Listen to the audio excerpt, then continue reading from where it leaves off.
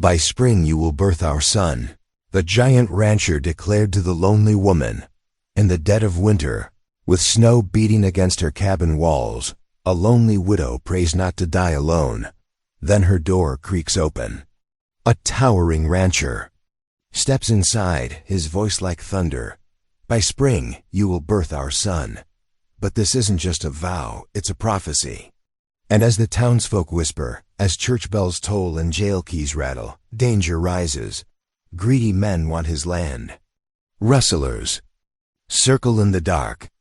And the widow mocked as barren suddenly feels life stirring within her. Every hoofbeat on the frozen trail brings new peril. Every secret in town hides a knife in the dark. A banker's lies, a child's fragile heartbeat, a storm that could bury them all. Will the giant rancher's promise bring redemption, or will winter take everything before spring can arrive? Before we begin, I invite you to take a breath. This space is for the quiet believers. The ones who know small kindnesses can ripple into something greater. The wind howled fierce and bitter across the snow-swept prairie as Mia Benton huddled closer to James Judge's broad back. His buffalo coat shed the worst of the storm, but still, the cold found ways to bite. The steady clip-clop of his horse's hooves made a rhythm in the darkness, like a heartbeat fighting against the lonely night. Not far now, James called over his shoulder, his deep voice carrying despite the wind. Lights just ahead. Sure enough, a warm glow pierced the swirling snow. As they drew closer, Mia made out the shape of a sturdy ranch house, larger than her humble cabin. Smoke curled from the chimney, promising warmth within. James guided his horse to the barn, where lantern lights spilled from the open door. The transition from howling wind to the barn's stillness made Mia's ears ring. The familiar sense of hay and horses wrapped around her like a comfort from her own past life. Easy now, James murmured, helping her down from the saddle. His hands were strong but gentle at her waist. For a moment, their eyes met in the lantern light. Mia saw pain there, buried deep but not forgotten. "Thank you," she managed, stepping back quickly. Her heart fluttered strange in her chest. 10 years a widow had taught her to guard herself against such feelings. James took care of his horse first, removing the saddle and rubbing the animal down with practiced motions. "Good boy, Storm," he said softly. "You carried us true through this weather." Mia watched his sure movements, the way he treated the horse with such kindness. It spoke well of a man's character, how he cared for his animals. Her late husband had believed that too. "This way," James said when he'd finished. He led her through the snow to the house's back door. Inside, warmth from a crackling fire wrapped around them like a blessing. The kitchen was neat and well-ordered. If plain, a pot bubbled on the stove, filling the air with the rich smell of beef stew. "Please sit." James gestured to the table while he hung their snow-dusted coats by the fire. "I'll fetch us some coffee to warm up." Mia sank into a chair, her legs trembling slightly. The enormity of what had happened struck her anew. This stranger had appeared at her door with a prophecy about their future child. It seemed like something from a fever dream. James set 2 steaming cups on the table and took the seat across from her. His presence filled the kitchen, not just in size, but in a quiet authority that seemed as natural as breathing. "I reckon you think I've lost my mind," he said finally, breaking the silence. "The thought had crossed my mind," Mia admitted. She wrapped her cold fingers around the coffee cup, drawing comfort from its warmth. Most men don't go around making declarations about unborn children to women they've just met. A shadow crossed James's face. No, they don't. He stared into his coffee for a long moment. But most men haven't watched their wife die alone in a snowstorm, too far from help to save her or the baby she carried. The pain in his voice struck Mia like a physical blow. She knew that kind of grief, the way it hollowed you out inside. "I'm sorry," she whispered. "Sarah was," he paused, gathering himself. "She was everything good in my life. I was out checking The herd when the storm hit. By the time I got back, his hands tightened around his cup. I made a vow then. No woman would face winter alone on my land again, not while I had breath in my body. That's why you came to my cabin, James nodded. I've watched you these past months, since you took over old Miller's place. Seen you working alone, trying to make that broken-down cabin livable. His dark eyes met hers. Seen you kneeling at your window each night, praying not to die alone. Mia felt heat rise in her cheeks. She hadn't known anyone could see her private moments of weakness. The prophecy about our son, James continued. His voice softening, it came to me in a dream. My grandmother was Cherokee, taught me to respect such messages from the Creator. When I saw you today, kneeling at your cold stove, I knew it was time to speak. I've been barren for 10 years of marriage, Mia said quietly. The whole town knows it. They whisper about it still. The Creator's timing ain't ours to question. James reached across the table, his large hand covering hers. The touch sent warmth spreading up her arm. I'm not asking for your hand today, Miss Benton. Just asking you to consider the possibility that God ain't finished writing your story.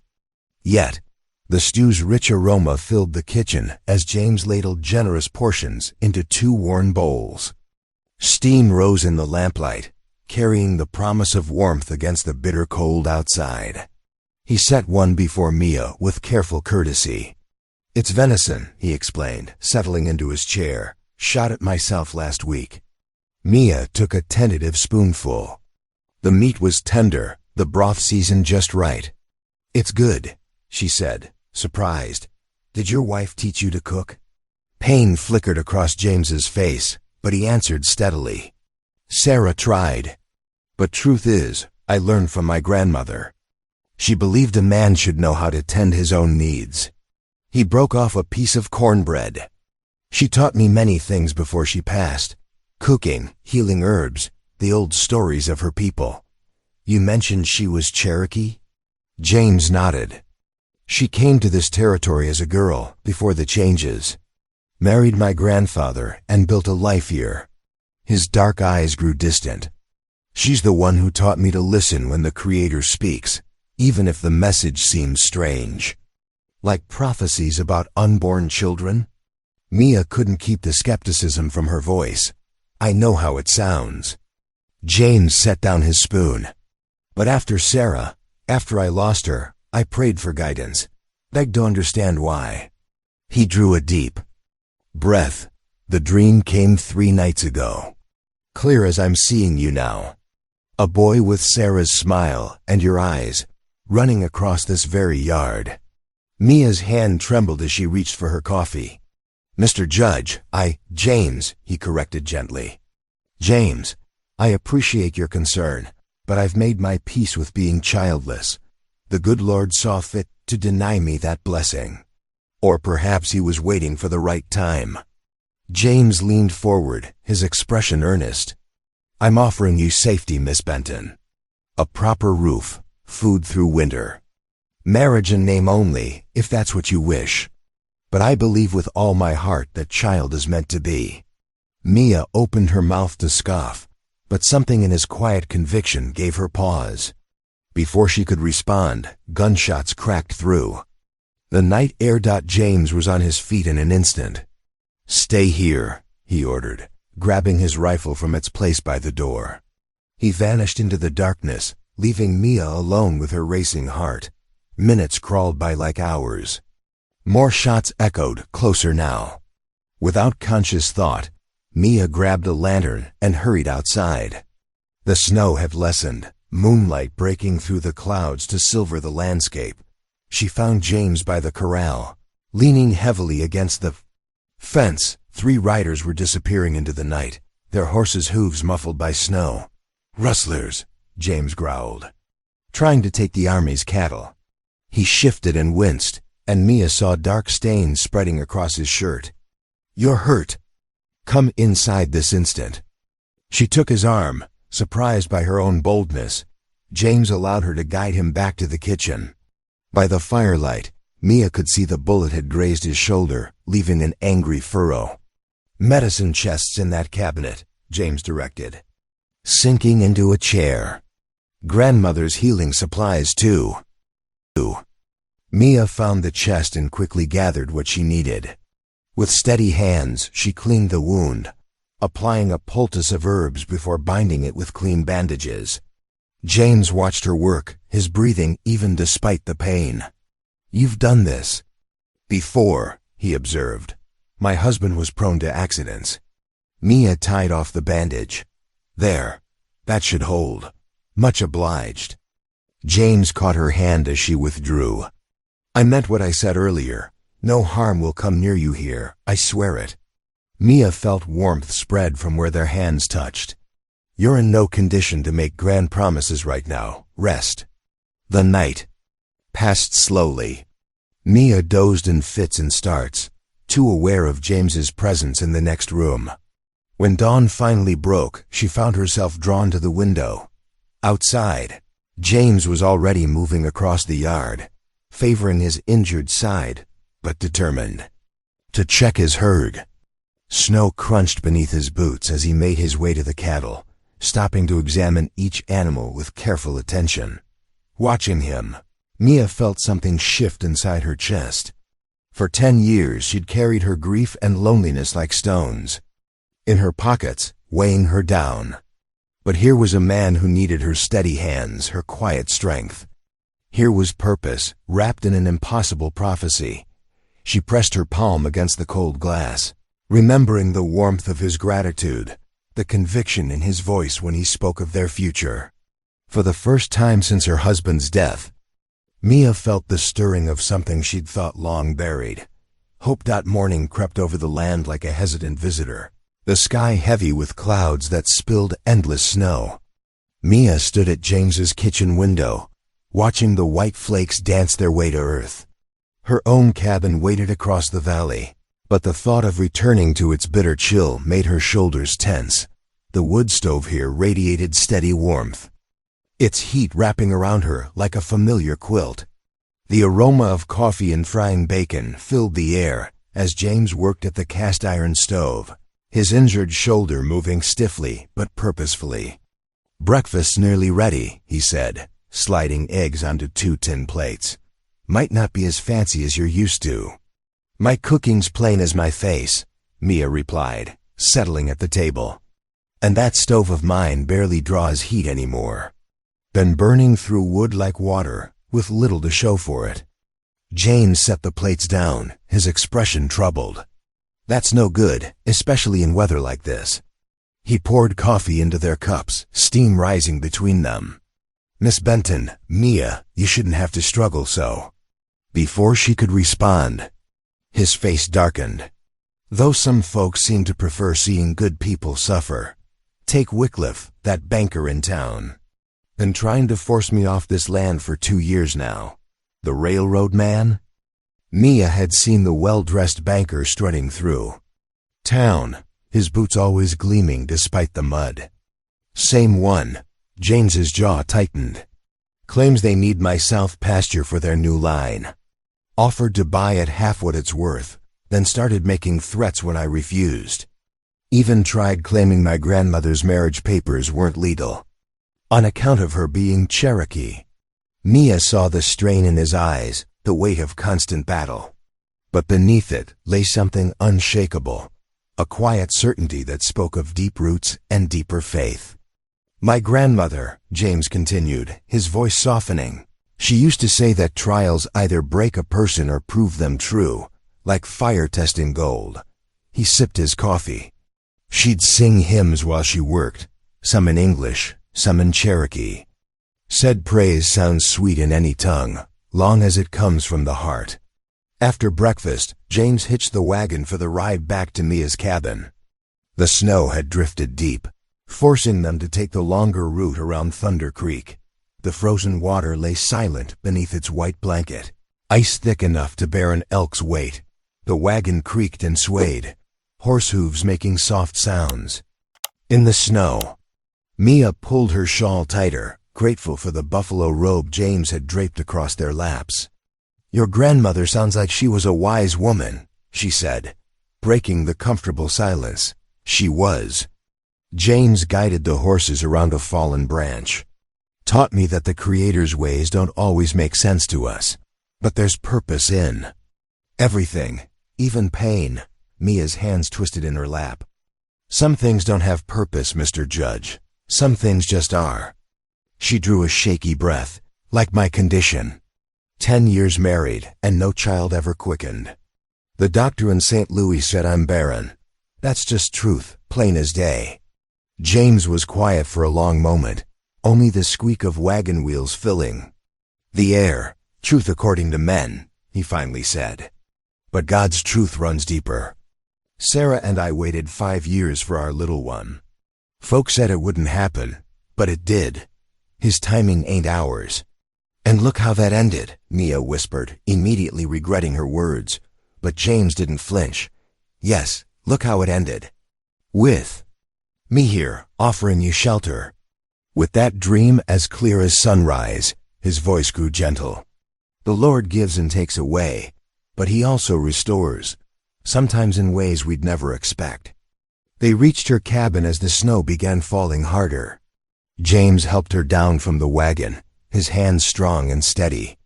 At her door, he paused. Will you pray about it? He asked. About what I've offered? Mia looked up at him, this tall man with gentle eyes and impossible faith. I will, she promised. She stood in her doorway, watching until the wagon disappeared into the swirling white.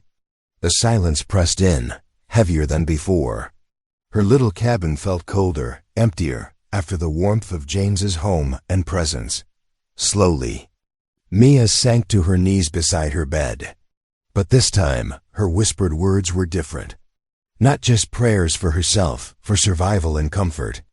She prayed for James, for his struggle against Wycliffe's greed, for his unwavering faith despite loss.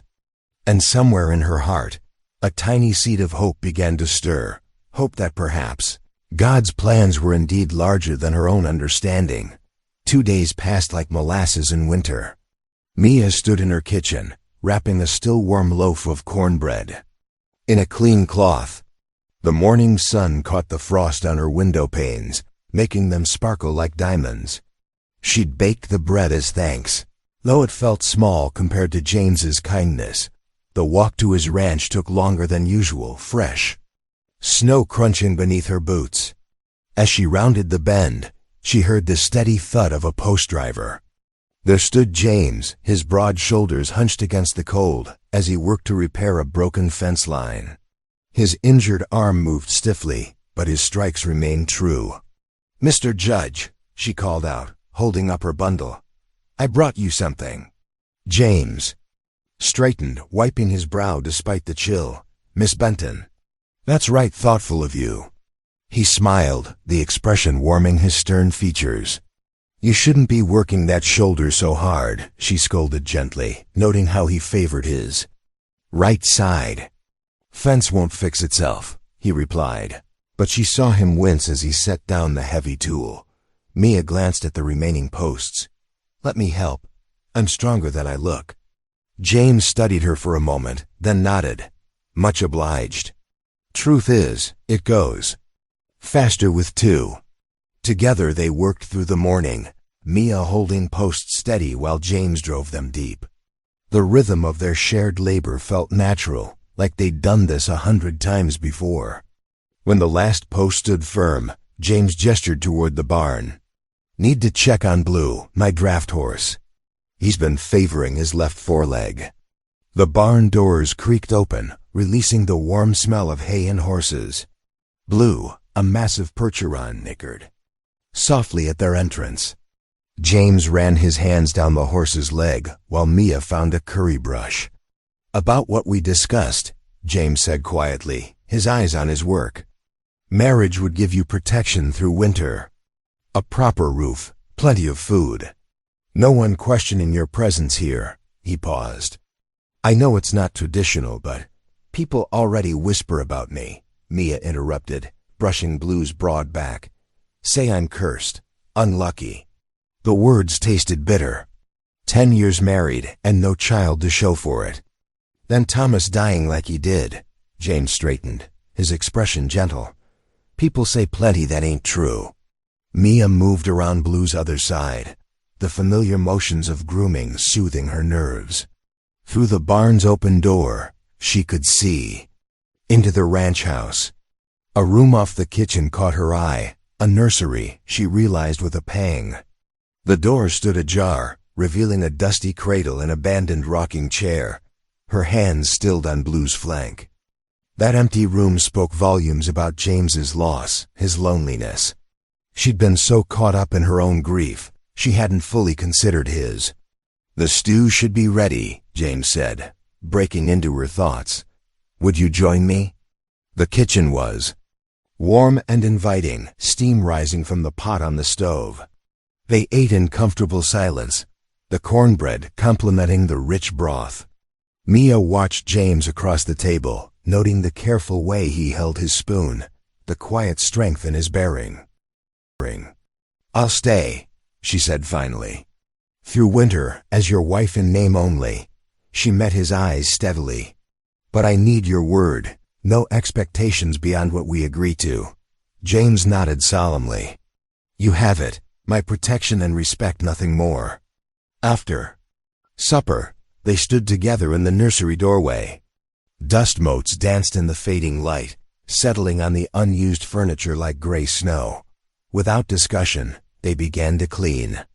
James built a fire in the small hearth while Mia swept years of dust from the floors and furniture. The cradle they covered with a clean sheet, acknowledging without words that some wounds needed more time to heal. As darkness fell outside, the fire cast dancing shadows on freshly swept floors.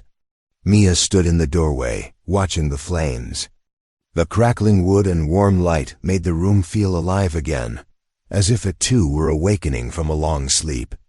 She glanced at James, who was arranging kindling by the hearth, and felt something shift in her heart. Not love, not yet, but perhaps the beginning of trust. The empty room no longer felt like a monument to loss, but rather a space waiting to be filled with new purpose. Like her own heart, it held the possibility of renewal. Dawn broke steel gray over the Judge Ranch. Mia wrapped her heaviest shawl tight around her shoulders as she climbed into the wagon beside James. The supply list in her pocket felt like permission to face the town she had avoided since Thomas's death. James clicked his tongue, and the horses moved forward into the crisp morning air. The wagon wheels crunched through fresh snow as they approached Miller's Creek. Mia noticed how James sat straighter, his jaw set firm as they passed the first cluster of buildings. She understood his tension. Whispers already floated from the boardwalk like bitter smoke. "That's the widow Benton," a woman's voice carried clearly. "Heard she's taken up a judge's place."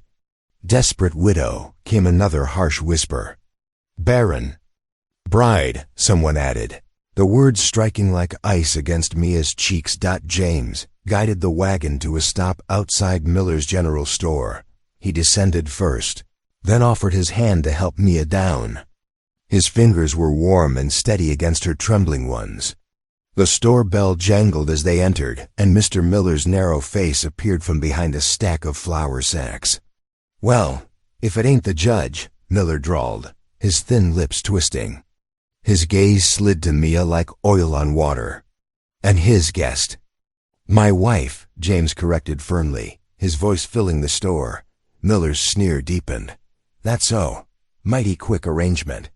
He began gathering their supplies with deliberate slowness. Shame to see the proud judge line come to this. Marrying a woman known to be barren. He glanced at Mia. "Reckon some bloodlines deserve to die out." The store fell deadly quiet. Mia felt the sting of tears but refused to let them fall. James moved then, his shadow falling across the counter as he drew himself to his full height. His hand came to rest on Mia's shoulder, warm and protective. "Mr. Miller," James said, each word measured like lead shot, "you will speak of my wife with respect. She stands under God's eye and mine as Mrs. Judge, and your cruel tongue won't change that fact." Miller's face flushed red. "Now see here." "No," James cut him short. "You'll finish our order in silence, or we'll take our business elsewhere. Your choice." The storekeeper's mouth snapped shut. He gathered their supplies without another word, though his hands shook with suppressed anger. James paid in exact change, then carried their goods to the wagon himself. As they left town, soft snow began to fall. Flakes caught in Mia's hair and on her shawl, pure and clean against the dark wool. The wagon creaked rhythmically beneath them, a counterpoint to the steady breathing of the horses. "Thank you," Mia said softly, breaking the silence. "For what you said back there." James adjusted the reins thoughtfully. "Truth needs speaking sometimes. Plain and clear." He paused, brushing snow from his sleeve. "I know something about cruel tongues. Been hearing them all my life on account of my Cherokee blood." His eyes remained fixed on the road ahead. "But I learned young, their words only have the power we give them. Truth and faith speak louder." The snow fell thicker now, muffling the world in white silence. Mia watched James's profile against the pale sky, seeing the quiet dignity in his bearing. Here was a man who had faced scorn, yet kept his compassion intact. That evening, they sat at the kitchen table, warm bowls of stew between them. The fire crackled in the hearth, casting dancing shadows on the walls. As Mia soaked a piece of bread in her broth, James began to hum. The melody was unfamiliar but beautiful, rising and falling like a prayer. When he began to sing softly in Cherokee, the words wrapped around her like a blanket, though she couldn't understand their meaning. Without thinking, Mia joined in with the English hymn she recognized beneath the Cherokee words, "Amazing Grace." Their voices wove together, his deep tones supporting her lighter ones. The harmony filled the kitchen, chasing shadows from the corners and, for a moment, from their hearts. Long after the dishes were cleared and dried, Mia remained at the table. James sat in his chair by the fire, whittling a piece of pine wood. The comfortable silence between them felt like a gift. For the first time since Thomas's death, the ache of loneliness in her chest had eased. She watched the firelight play across the wooden walls and realized that somehow, without her noticing, this place had begun to feel like home. The week unfolded. Like pages of a familiar book, each day marked by the steady rhythm of ranch work. Morning frost decorated the window panes as Mia moved through the house, her needle flashing through torn shirts and worn socks. The repetitive motion brought peace, accompanied by the distant sounds of James's boots crunching across frozen ground as he tended to his daily duties out in the kitchen. The yeasty smell of fresh bread filled the air while Mia worked the dough with strong, sure movements. Through the window, she watched James checking fence posts, his tall figure moving methodically along the property line. When he returned for the midday meal, they shared quiet smiles over steaming bowls, comfortable in their growing routine. Evening, Mia trimmed and filled the lamps, the gentle glow warming the walls as James came in from checking the smokehouse stores. The rich scent of curing meat mingled with wood smoke from the hearth, creating an atmosphere of security that wrapped around them both. One crisp morning, as Mia set fresh coffee on the table, James cleared his throat. "There's a meeting today at the reservation agency," he said, his fingers curled around his cup, "about grazing rights for my Cherokee kin. Would you come with me?" Mia looked up, surprised by the request. "Of course," she answered, noting the relief that softened his features. They set out early, the wagon wheels creaking over frozen ground. The journey took them through frost-covered fields where cattle huddled against the cold, their breath rising in white puffs. Creek beds they crossed were shells of ice, crackling beneath the horses' hooves. James pointed out landmarks along the way, a lightning-struck oak where his grandmother had gathered herbs, a hollow where deer still bedded down in winter. The agency building squatted against the pale sky, its windows reflecting the weak winter sun. Inside, the room already hummed with tension. Mr. Wycliffe stood near the front, his tailored suit a stark contrast to the worn clothing of the ranchers. And Cherokee families gathered there. "These grazing lands have always been open," Wycliffe declared, his voice oily with false concern. "But we must consider proper management. These Indians," he paused, lip curling, "have no proper claim to such valuable grassland." Murmurs rippled through the crowd. James's hands tightened on his hat brim, but before he could speak, Mia felt herself rising to her feet. Her heart thundered in her chest, yet her voice came out clear and steady. "I have seen the Cherokee families graze their herds on Judge land," she said, feeling every eye in the room turn to her. "They treat the grass with respect, moving their cattle carefully to prevent overgrazing. They understand the land better than most." The silence that followed was absolute. Wycliffe's face darkened with anger, his carefully constructed arguments crumbling before this unexpected opposition. "Mrs. Judge," he said, emphasizing her name like an insult, "surely you cannot expect us to take the word of a recent arrival?" "I expect you to honor truth when you hear it," Mia replied, her hands clasped tightly before her. "And I have seen truth in how these families work their herds. They deserve their rights protected, not stripped away for others' gain." More voices rose then, supporting her words. The Cherokee elders nodded approval, while several ranchers spoke up about similar observations on their own lands. Wycliffe's proposals fell apart in the face of united opposition. The journey home took them beneath a sky scattered with early stars, their frost-bright light catching on the snow. James handled the reins with careful attention, but his silence held a different quality than usual. "Thank you," he finally said, his voice rough with emotion, "for speaking up, for defending my people." Mia felt warmth bloom in her chest despite the cold air. "It was only right," she answered softly. "Still," James continued, "not many would have done it. Especially not." He paused, searching for words. "Not for me." In that moment, watching his strong profile against the star-strewn sky, Mia's heart pounded with sudden clarity. She had stood up not only because justice demanded it, but because she couldn't bear to see him hurt. Somewhere between shared meals and quiet evenings, between his gentle strength and unwavering faith, she had begun to love him. The realization settled over her like a warm shawl. She said nothing more, but when James helped her down from the wagon, his hand lingering on hers longer than necessary, she allowed herself to hope that perhaps she wasn't alone in these growing feelings. February arrived on the Judge Ranch with gentle changes. Each morning, roosters announced the dawn with proud crows that echoed across the snow-covered yard. The rich aroma of fresh biscuits drifted from the kitchen window, carrying promises of warmth and sustenance through the crisp air. Mia settled into a rhythm that felt as natural as breathing. Her broom whispered across wooden floors while she hummed familiar hymns, the melodies rising and falling like prayer. "Amazing grace, how sweet the sound," she sang softly, watching dust motes dance in the pale winter sunlight streaming through the windows. From the barn, James paused in his work, tools forgotten in his hands as he listened. The sound of her voice carried clearly in the still morning air, and his expression softened. Something about her presence made the ranch feel whole again, as if empty spaces were gradually being filled with life and purpose.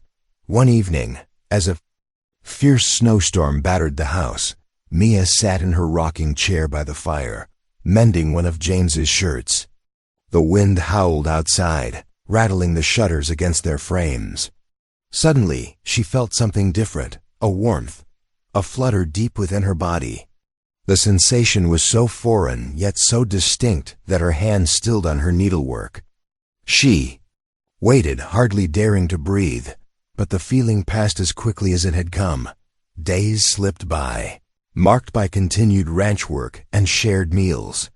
Mia almost convinced herself she had imagined that strange flutter, until one afternoon, while kneading bread dough, she felt it again. This time, there was no mistaking the sensation. Her hands trembled as she wiped them clean on her apron. James had just come in from checking the cattle, stamping snow from his boots. He looked up at her with concern when she called his name, her voice wavering. "James," she said again, pressing one hand to her middle, "I need to tell you something." He crossed the kitchen in 2 long strides, worry creasing his brow. "What is it?" "I've felt something," Mia whispered, tears beginning to gather in her eyes. A warmth, a flutter, twice now. "I've never," she drew a shaking breath. "In all my years of marriage before, I never felt anything like this." James sank to his knees beside her chair, his weathered face transformed by wonder. "You're sure?" he asked, his voice rough with emotion. Mia nodded, watching as tears began to track down his cheeks. His hands, so strong and capable with ranch work, trembled as he reached for hers. "By spring," he whispered, his voice thick with joy and awe, "our son will live." His words echoed his prophecy from that first snowy night, but now they rang with the weight of miracle rather than mystery. Mia clasped his hands tightly, her own tears falling freely. The impossible was unfolding, just as he had foretold. All her years of shame and sorrow, of being branded barren, were being washed away by this new life stirring within her. Together, they rose and walked to the nursery. The room had stayed clean since they'd swept it out weeks ago, but it had remained unused, more monument than nursery. Now James's hands were steady as he lit the lamp, its warm glow filling the small space. The cradle stood in the corner, the hand-carved wood gleaming softly in the lamplight. Mia ran her fingers along its edge, remembering how thick dust had covered it when she first arrived. Now it seemed to glow with possibility rather than grief, ready at last for its intended purpose. They stood together in the quiet room, the storm still raging outside. The wind's howl seemed distant and unimportant, compared to the profound peace within these walls. James's arm wrapped around Mia's shoulders, strong and protective, as they gazed at the cradle. "Shall we pray?" he asked softly. Mia nodded, and they knelt together beside the cradle. Their tears mingled with words of gratitude as they thanked God for this miracle, this new life that defied all expectations. James's deep voice cracked with emotion as he prayed in both English and Cherokee, the words flowing together like streams joining into a river, the lamp's gentle light wrapped around them as they remained kneeling, hands clasped, hearts full of wonder at how God's plan had brought them to this moment. The barren woman and the grieving widower, now bound together by a miracle neither had dared to expect. Outside, the storm continued its wild dance across the prairie, but within the nursery, hope burned bright and steady, like the lamp's unwavering flame. Word traveled fast in small towns, carried on winter winds, and whispered across general store counters. What should have been joyful news, the miracle growing in Mia's body, instead bred suspicion and spite. The following Sunday morning, frost painted the church windows as James and Mia walked down the center aisle. Their boots echoed on wooden floorboards while hushed voices followed their progress. "Desperate widow," someone muttered, claiming miracles to trap a man. "Judge blood's been pure till now," another whispered. Shame to see it mixed with dishonesty. James's jaw tightened, but he kept his eyes forward, one hand steady at Mia's back. They settled into their usual pew, the wooden bench creaking beneath them. Mia's fingers trembled as she opened her hymnal, but her voice rose clear and true. When the singing began, Pastor Whitcomb stood at his pulpit, thin shoulders squared beneath his black coat. His eyes swept over his congregation, noting the division like a crack in fresh ice. When time came for prayers, he hesitated only briefly before descending to stand before James and Mia. "May I?" he asked quietly. They bowed their heads as his weathered hands settled upon them. His prayer was simple but sincere, asking blessing for the child and wisdom for all hearts to recognize God's gifts. Though his voice quavered slightly, he stood firm. "Amen," James said firmly, lifting his head high. "This child is a gift from God, and we claim that blessing without shame." More whispers rustled through the church, but something in James's quiet confidence made several heads bow in reflection. Mia squeezed his hand, drawing strength from his unwavering faith. After service, they stepped out into the sharp winter air. Their breath clouded before them as they made their way down the street toward the general store. But before they could reach it, a familiar figure blocked their path. Mr. Wycliffe stood there in his fine Eastern suit, a sneer twisting his clean-shaven face. "Well, if it isn't the Miracle family," he said, voice dripping with contempt. "Tell me, Judge, isn't it convenient how this barren widow suddenly carries your heir?" James's shoulders tensed, but his voice remained level. "Mind your words, Wycliffe. You speak of my wife and child." "Child?" Wycliffe laughed sharply. "A mixed bloodline was bad enough, but now you claim divine intervention? This territory needs strong bloodlines, proper legacy, not desperate schemes from those who have no right to the land." James's hands clenched at his sides. Mia could feel the fury radiating from him, controlled but powerful. When he spoke, his words carried the weight of steel. "I've watched you try to steal land through paper and lies, Wycliffe. You've failed to break me with your schemes. Now hear this plain. Keep away from my family. My patience has limits, even if my faith does not." Wycliffe's smile turned ugly. "Threats, Judge? How? Uncivilized. But then, what else should we expect?" "Come, James," Mia said softly, touching his arm. "He's not worth the breath." They turned away, leaving Wycliffe standing in the street. But his words seemed to follow them home like crows, dark and circling. That evening, as shadows lengthened, across the ranch yard, Mia stood at the kitchen window. Her hands rested on her middle, where the flutter of new life had become more distinct. James found her there, tears tracking silently down her cheeks. "What kind of world are we bringing him into?" she whispered. "Where even a miracle is twisted into something ugly." Ugly. James stepped close, his large hands covering hers. "A world that needs more light, not less," he said firmly. "We will raise him in that light, not in fear of shadows. But the things they say are nothing compared to God's truth." James turned her gently to face him. "My grandmother taught me that songs carry power, power to lift spirits and remind us who we are. Would you like to hear her favorite hymn?" Mia nodded, wiping her eyes. James's deep voice filled the kitchen, first in Cherokee, then English, singing of grace and deliverance. After a moment, Mia joined in, her lighter tone weaving with his. Though their voices quivered with emotion, they remained steady and true.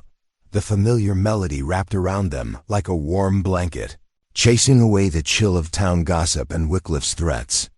As the last notes faded, Mia felt peace settle over her heart. Their bond, she realized, drew strength not from town approval, but from shared faith.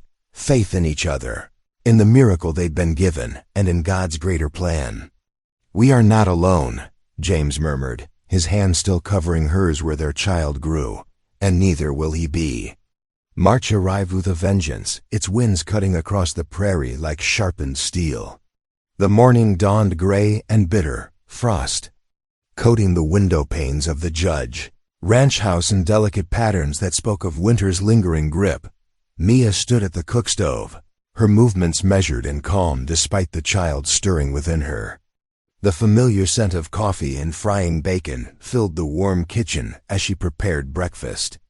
James had risen before first light, as was his custom, to check on the cattle. The harsh weather meant keeping closer watch on the herds, especially the pregnant cows near calving. But as the hands of the clock crept past their usual breakfast hour, worry began to gnaw at her heart. James was never late without reason. She placed a hand on her growing belly, trying to still her rising unease. The back door finally creaked open, bringing with it a blast of icy wind. James stepped inside, but the expression on his weathered, face made Mia's breath catch. His eyes held a storm darker than any March squall. "What is it?" she asked, reaching for him. "Wycliffe," James said, his voice tight with controlled anger. "He's filed charges against me with the sheriff. Claims I've been hiding stolen cattle on Judge land." Mia's hand flew to her throat. "But that's nonsense. You would never." "Of course it's nonsense," James cut in, running a hand through his wind-tousled hair. "But he's gathered witnesses, paid ones, no doubt, who'll swear they saw army-marked cattle being driven onto our south pasture." The coffee pot bubbled over, filling the kitchen with the sharp smell of scorched grounds. Mia barely noticed. Surely the sheriff won't believe such lies? Before James could answer, the sound of approaching horses drew their attention. Through the kitchen window, they watched two deputies ride up, their badges glinting dully in the weak morning light. James straightened his shoulders, every inch the proud rancher despite the fear Mia could see in his eyes. "Stay inside," he murmured, pressing a quick kiss to her forehead. But Mia followed him out onto the porch, her shawl clutched tight against the biting wind. The deputies dismounted, their expressions grim beneath their hat brims. "James Judge," the older deputy announced formally, "we have a warrant for your arrest on charges of cattle theft." "This is ridiculous," James protested, his voice steady despite the tension visible in his jaw. "You know me, Tom. I've never stolen so much as a calf rope in my life." The younger deputy shifted uncomfortably, but the older one remained unmoved. "Sorry, James, we have to bring you in. Judge Crawford wants to hear the case today." Mia's fingers found James's hand, clutching it desperately. The child within her kicked, as if sensing her distress. "I'm coming with you," she declared. "Ma'am." "You'd best stay here," the older deputy said, not unkindly. "Weather's too harsh for a woman in your condition to be traveling. We'll see he's treated fair." James turned to her, his dark eyes full of concern. "They're right, Mia. Stay home where it's warm. I'll be back before nightfall. This foolishness won't stand up to questioning." But as they led him to their waiting horses, Mia felt her world tilting sideways. She watched them help James mount, his hands bound before him. The sight of his proud form slumped slightly in the saddle struck her heart like a physical blow. "James," she called out, her voice nearly lost in the whistling wind. He turned back, managing a smile that didn't reach his eyes. "Keep faith," he called back. "God's not finished with us yet." Then they were gone, three riders disappearing into the gray morning like ghosts. Mia stood on the porch until the bitter wind drove her inside, her cheeks wet with tears she hadn't realized she'd shed. The empty house pressed in around her as evening approached. She tried to keep busy, feeding chickens, checking water troughs, all the endless tasks of ranch life. But as darkness crept in, and James had not returned, her composure began to crack. She found herself in the nursery, where the cradle James had lovingly restored sat ready. The March wind rattled the shutters fierce enough to make the windows shake, matching the trembling in her heart. Sinking to her knees beside the cradle, she placed both hands on her swollen middle. "Lord," she whispered into the gathering gloom, "grant me strength." But her voice quivered with barely contained fear. The thought of facing childbirth alone, abandoned once again by circumstance and community, threatened to overwhelm her. The wind howled outside, a mournful sound that seemed to echo every doubt she'd ever harbored. She thought of the townspeople who had shunned her, of Wycliffe's cruel manipulation of the law, of all the men and neighbors who had turned their backs when she needed them most. In the darkness of the nursery, Mia bowed her head and continued to pray, even as tears slid down her cheeks. The child within her moved restlessly, as if sharing her distress. She remained there as night settled fully over the ranch, alone with her fears and her faith, waiting for word of James's fate. Dawn crept over the horizon, pale and cheerless. Mia hitched the wagon with trembling hands, her movements slowed by the weight of her growing child. The morning air bit through her heavy coat as she guided the horses toward town. their hooves crunching through snow that still clung stubbornly to the rutted road. Her heart pounded as the sheriff's office came into view, a squat building that seemed to mock her hopes. Inside, the wood stove radiated warmth, but Sheriff Morton's reception remained cold. He barely looked up from his desk as she approached. "Please," Mia said, her voice steady despite her fear. "James Judge is an honest man. You know he would never steal cattle." The sheriff sighed, finally meeting her eyes. "Mrs. Judge, my hands are tied. Mr. Wycliffe has 3 witnesses ready to testify, unless someone comes forward with proof otherwise." He spread his hands in a helpless gesture that spoke volumes about where true power lay in their town. "At least let me see him," she pleaded. "Not today, ma'am. Judge Crawford's orders." Desperation drove her next move. The church bell was ringing for morning service as Mia hurried through the bitter wind, her skirts whipping around her ankles. Inside, familiar faces turned to watch her progress down the aisle. Some curious, others openly hostile. Pastor Whitcomb paused in his reading as Mia stepped forward, her hands clasped tightly before her. The silence pressed in like a physical weight as she faced the congregation. "Brothers and sisters," she began, her voice carrying to the rafters, "I stand before you today to speak for justice. James Judge is falsely accused. Surely someone here knows the truth of these cattle. Surely someone's conscience must speak louder than fear or greed." A low murmur rippled through the pews. In the back, several men snickered. To her left, Mrs. Peterson leaned close to Mrs. Baker, whispering something that made both women glance meaningfully at Mia's swollen belly. "Her miracle child," someone muttered, the words dripping with sarcasm. "More like a fool's blessing," came another whispered response. Heat rushed to Mia's cheeks, but she held her ground. "Please," she tried once more. "In God's house let truth prevail." Only silence answered her plea. Pastor Whitcomb cleared his throat awkwardly, gesturing for her to be seated. Mia's legs shook as she made her way to an empty pew, the weight of failure pressing down like a physical burden. The sun was already sinking when she finally turned the wagon toward home, her spirits as gray as the gathering dusk. Tears blurred her vision as the horses plodded through deepening shadows. Perhaps that was why she failed to notice how deeply the snow had drifted across one particular rut. The wagon wheel caught with a sickening lurch. Before Mia could cry out, the entire rig tipped sideways, throwing her from her seat. She landed hard in the snow, the impact driving the breath from her lungs.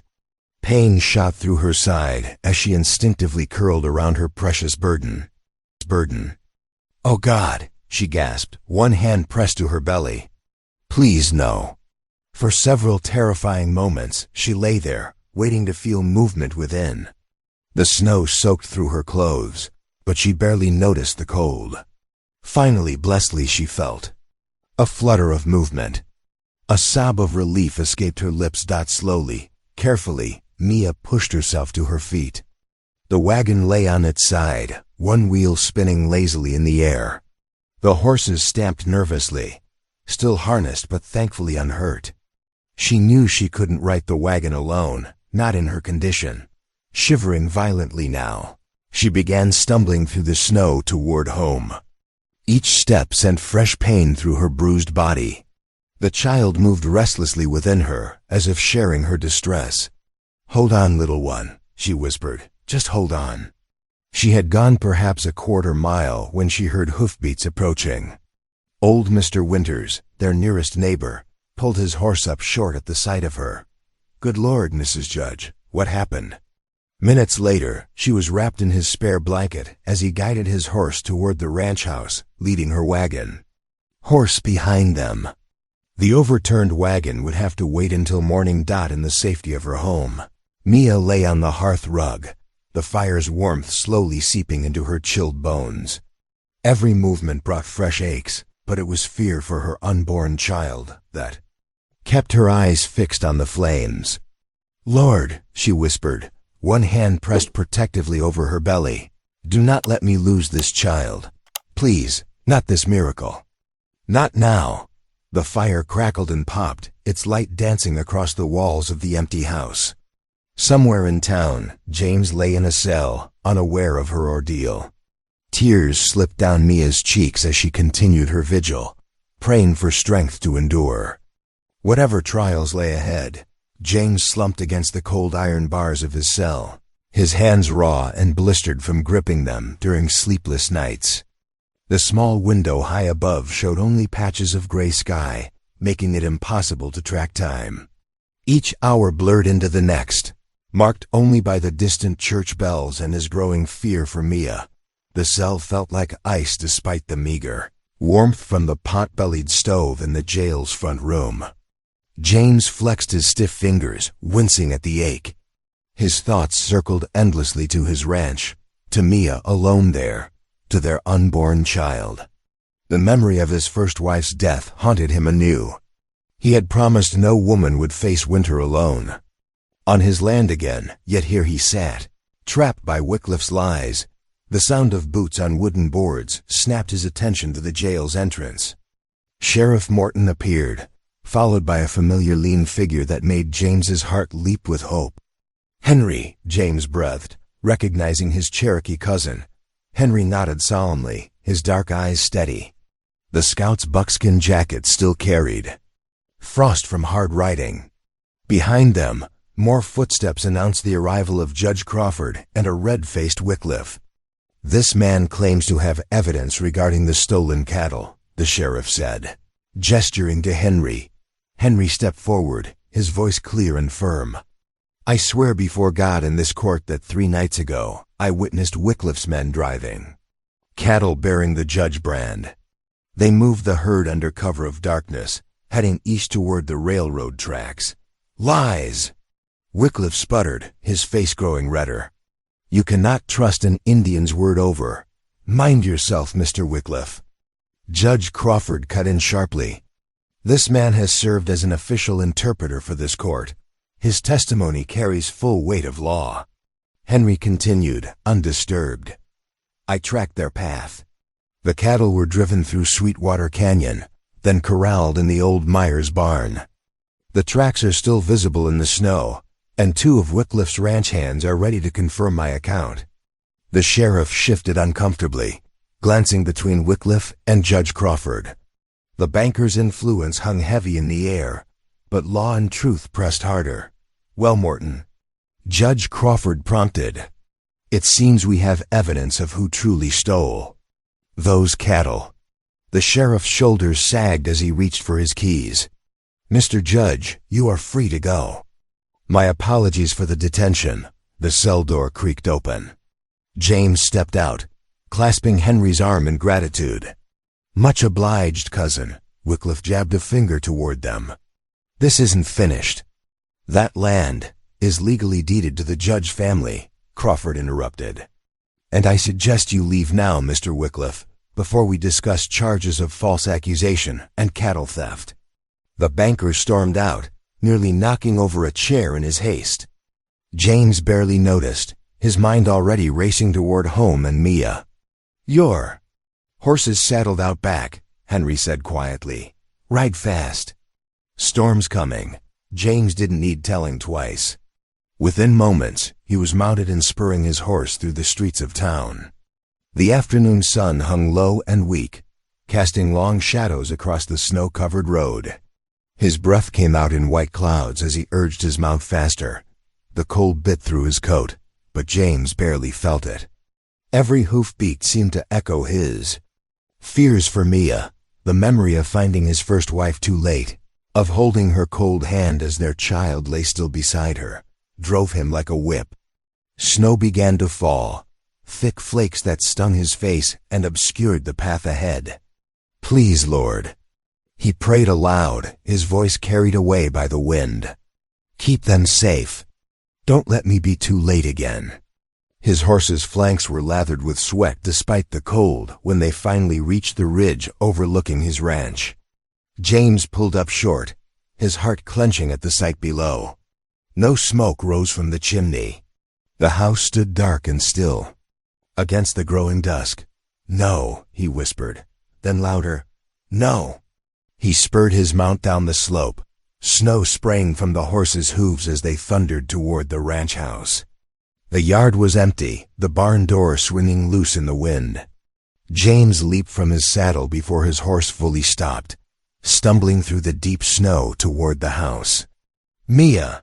His voice echoed across the empty yard. "Mia!" The kitchen door stood slightly ajar, darkness yawning beyond. James's hands shook as he reached for it, his heart pounding with the memory of another door, another winter night, another woman he had failed to protect. James burst through the door, his heart stopping at the sight before him. Mia lay crumpled on the floor near the entrance, her face pale as winter frost. Her eyes fluttered weakly at the sound of his boots. "Mia!" He crossed the room in 2 strides, gathering her into his arms. She felt fragile as a bird, her skin cool to the touch. "Dear God, what happened? James?" Her voice came as barely a whisper. "Is it really you?" I'm here now." He cradled her close, feeling her shiver against him. With careful movements, he carried her to their bed, piling blankets around her thin frame. Tears streaked down his weathered cheeks as he tucked the covers tight. "The wagon," Mia's words came slowly, her breath shallow. "It overturned in the snow. I crawled back." Her hand drifted to her belly, protective even in her weakness. James's throat tightened. He should have been here, should have protected them. "When was the last time you ate?" 2 days, maybe." Her eyes searched his face. I thought I would not see you again." The words pierced him like an icy blade. He cupped her face in his rough hands, his voice breaking as he repeated the promise that had brought them together. "By spring, our son will live." James moved quickly then, stoking the dead hearth back to life. He heated broth from the pantry stores, helping Mia sip it slowly. Her bruises showed stark against her pale skin, purple marks on her arms, a long scrape down one cheek. Each one felt like an accusation. He tended them gently with witch hazel, murmuring soft words of comfort. Through the night, he kept the fire roaring, its warmth gradually filling the cold house. He didn't sleep, watching instead for each rise and fall of Mia's chest, counting her breaths like prayers. Sometimes she would stir, and he would lean close, offering water or another spoonful of broth. "Henry came," he explained quietly as he bathed her forehead. "He saw Wycliffe's men stealing our cattle. Testified before the judge. That's how I got free. I knew you were innocent." Mia's fingers found his, squeezing weakly. "I tried to tell them in town, but they wouldn't listen." "Hush now," James soothed, seeing how the words taxed her. "Rest, just rest." Slowly, color began returning to her cheeks. Her breathing grew stronger, more steady. James watched the subtle changes like a man dying of thirst watches storm clouds gather. When she finally fell into true sleep, her face peaceful, he let out a shuddering breath of relief. The first rays of dawn were spilling through the windows when James made his way to the nursery. He knelt beside the empty cradle, bowing his head in prayer. "Thank you, Lord," he whispered, his voice rough with emotion. "Thank you for protecting them both." Soft footsteps made him look up. Mia stood in the doorway, wrapped in a quilt. Though she leaned against the frame for support, her eyes were clear and bright. "Right. You should be resting," he said, rising quickly to help her. "I want to pray with you." She let him guide her down beside him, leaning her head against his shoulder. Together, they knelt in the morning light, their whispered thanks mixing with the sound of their breathing. James felt Mia's warmth against him, solid and real. The terror of the past days, the cold cell, the desperate ride home, finding her collapsed, began to ease. Though they were both weary and battered, hope kindled anew in his chest, stronger than before. They had survived. They were together, and their miracle still grew. Protected by faith and love through the storm. The sun climbed higher, painting the nursery walls with golden light. James held Mia close, feeling her strength gradually returning. They had weathered this trial as they had weathered others together, with trust in God's plan. The prophecy he had spoken that first snowy night still held true, a promise waiting to be fulfilled when spring brought new life to the land. April painted the land in tender greens. As fresh shoots pushed through softening soil, streams gurgled. Free of ice, their music a constant whisper across the Judge Ranch. Though winter's grip had loosened, dark clouds still gathered on occasion, bringing spring storms that rattled the windows and made the new grass dance. On one such stormy night, Mia's labor pains began.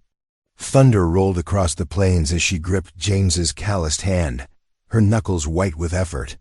Sweat gleamed on her forehead in the flickering candlelight as Mrs. Peterson, the experienced midwife, moved efficiently around the bedroom. "You're doing well, child," the older woman soothed, placing cool cloths on Mia's brow. "The baby's coming strong." James knelt beside the bed, his throat tight with memory and hope. "I'm here, Mia, right here with you." Hours stretched like years as Mia labored. The storm raged outside, but inside the ranch house, time seemed to pause between each contraction. James murmured prayers in Cherokee and English, his grandmother's hymns mixing with scripture until dawn began to pale the eastern sky. With a final mighty effort that pulled a cry from deep in her chest, Mia brought their son into the world. The baby's first lusty wail drowned out even the thunder, strong and clear as a church bell. "A fine boy," Mrs. Peterson announced, quickly cleaning and swaddling the infant. "Healthy as can be." James's hands trembled as he took his son for the first time. The tiny face, red and wrinkled, struck him speechless. Tears flowed freely down his cheeks as he cradled the precious bundle against his chest. "Thank you, Lord," he whispered. "Thank you." Mia reached out weakly, and James carefully settled their son in her arms. "He's perfect," she breathed, counting tiny fingers with wonder. 3 weeks later, they stood before the congregation at the white-painted church. Sunshine streamed through tall windows, touching everything with gold. The wooden pews were packed, not a whisper of mockery remained. Wycliffe's seat sat empty, the banker having fled town in disgrace after his cattle-stealing scheme had been exposed. His lies had cost him everything, leaving him bankrupt in both wealth and reputation. James stood tall before the baptismal font, his son secure in his strong arms. The infant's eyes were wide, taking in the solemn faces around him. Pastor Whitcomb's prayers filled the quiet space as holy water blessed the tiny forehead. Then, James turned to address the gathered people, his voice steady and clear. "This ranch," he declared, "will be a shelter for all who need it. Widows, outcasts, my Cherokee kin, any soul seeking refuge will find it with us." His gaze swept the congregation, challenging anyone to object. This is God's way, to heal through community, to strengthen through mercy. Murmurs rippled through the church, but no one dared speak against him. The sight of the Judge family, James standing proud, Mia glowing beside him, their miracle.